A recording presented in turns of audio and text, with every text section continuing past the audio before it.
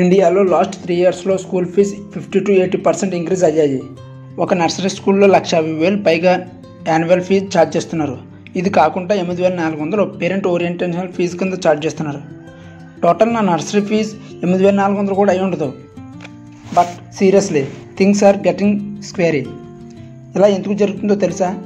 ఇండియాలో most of the private schools spending pattern చూస్తే తెలుస్తుంది.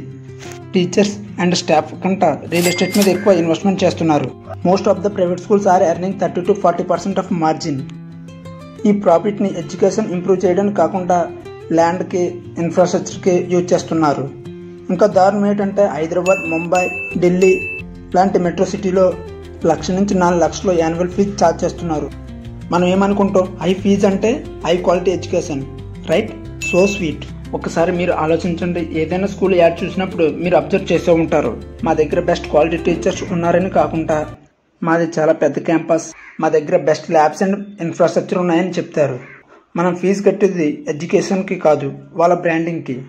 ఇంకా వర్స్ట్ పార్ట్ ఏంటంటే చాలామంది పేరెంట్స్ దీన్ని డిఫెండ్ చేస్తున్నారు. ఓకే, ఐ అండర్స్టాండ్, ఇన్ఫ్లుయెన్స్ పెరిగింది కాబట్టి ప్రైజెస్ కూడా పెరిగాయి అనుకోవచ్చు. మరి ఇంత